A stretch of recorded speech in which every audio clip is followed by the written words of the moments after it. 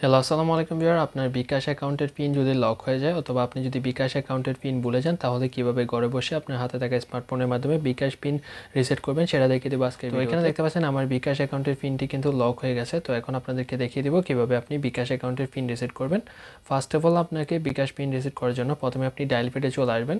তো ডায়াল প্যাডে আসার পর এখানে আপনাকে একটা কোড ডায়াল করতে হবে, অর্থাৎ বিকাশের কোডটি ডায়াল করতে হবে। তো কোডটি হচ্ছে *247#। তারপরে আপনার বিকাশ সিমে আপনি কোডটি তুলে ডায়াল করে দেবেন।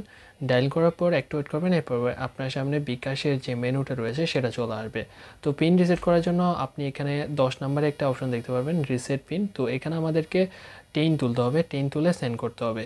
তো সেন্ড করার আগে আপনাদের কাছে ছোট্ট একটা রিকোয়েস্ট করব, যারা এই চ্যানেলে নতুন আছেন চ্যানেলটি সাবস্ক্রাইব করবেন এবং ভিডিওতে একটি লাইক করে দেবেন।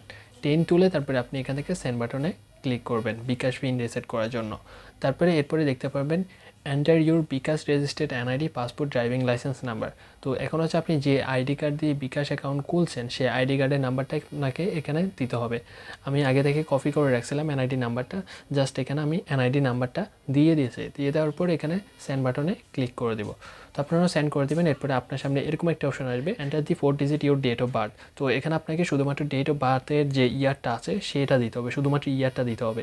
তো এখানে আমি শুধুমাত্র ইয়ারটা দিয়েছি, তারপরে এখান থেকে সেন্ড বাটনে ক্লিক করে দিয়েছি। তো এখানে দেখতে পাচ্ছেন select one of from last 10 outgoing transaction in 30 day, অর্থাৎ আপনি লাস্ট 30 দিনের মধ্যে, মানে 30 দিনের মধ্যে 10টা ট্রানজ্যাকশনের যে কোনো একটা ট্রানজ্যাকশন এখানে আপনাকে দিলে এখানে আপনার পিন রিসেট হবে।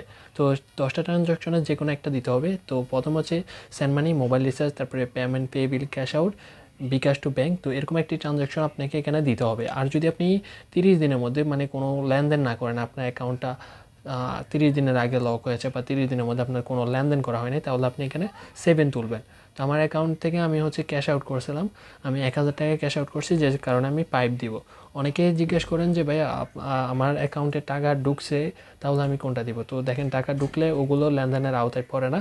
তো সেই ক্ষেত্রে আপনাকে আউটগোয়িং লেনদেন দিতে হবে। তো এরপর আপনার সামনে এরকম একটা অপশন চলে আসবে, এন্টার অ্যামাউন্ট। তো আমি কত টাকা ক্যাশ আউট করছি সেই অ্যামাউন্টটা এখানে দিতে হবে। আপনি যেটা করবেন সেটা দিয়ে দিবেন। আমি 1000 টাকা ক্যাশ আউট করছিলাম, যে কারণে আমি এখানে 1000 টাকা দিয়ে দিব।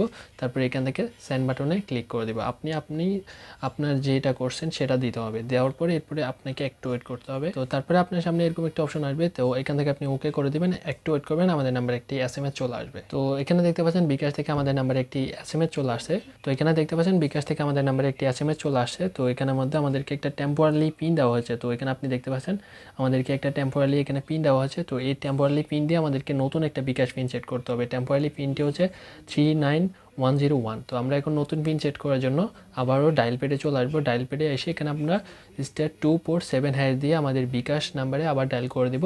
এরপরে আপনার সামনে এরকম একটি ইন্টারফেস চলে আসবে, এখানে আপনি 1 তুলে সেন্ড বাটনে ক্লিক করবেন। 1 তুলে সেন্ড বাটনে ক্লিক করার পর তারপরে দেখতে পারবেন চেঞ্জ পিন। তো আপনি আবার এখানে 1 তুলে সেন্ড বাটনে ক্লিক করে দেবেন। তো এরপর আপনার সামনে এরকম একটা অপশন চলে আসবে, এন্টার ওল্ড পিন। তো SMS এর মধ্যে আমাদেরকে যে একটা ওল্ড পিন দিয়েছিল, টেম্পোরারি পিন দিয়েছিল, আমাদেরকে সেই টেম্পোরারি পিনটা এখানে দিতে হবে। টেম্পোরারি পিনটা আপনি এখানে দিয়ে সেন্ড বাটনে ক্লিক করবেন। সেন্ড বাটনে ক্লিক করার পর তারপরে দেখতে পাবেন এন্টার 5 ডিজিট নিউ পিন। তো এখানে আপনাকে 5 ডিজিটের নিউ পিন দিতে হবে। তবে এক্ষেত্রে আপনি যদি আপনার আগের পিনটা দেন তাহলে কিন্তু আপনার পিন সেট হবে না। তো সেই ক্ষেত্রে আপনাকে এখানে নতুন একটা পিন দিতে হবে। তারপরে আপনি এখানে সেন্ড বাটনে ক্লিক করবেন। তারপরে আপনার সামনে এরকম একটি অপশন চলে আসবে, তারপরে হচ্ছে কনফার্ম নিউ পিন। তো এখানে আপনি আগে যে পিনটা দিয়েছেন সেই পিনটা আপনাকে আবার এখানে দিতে হবে, দিয়ে এখানে সেন্ড বাটনে ক্লিক করতে হবে।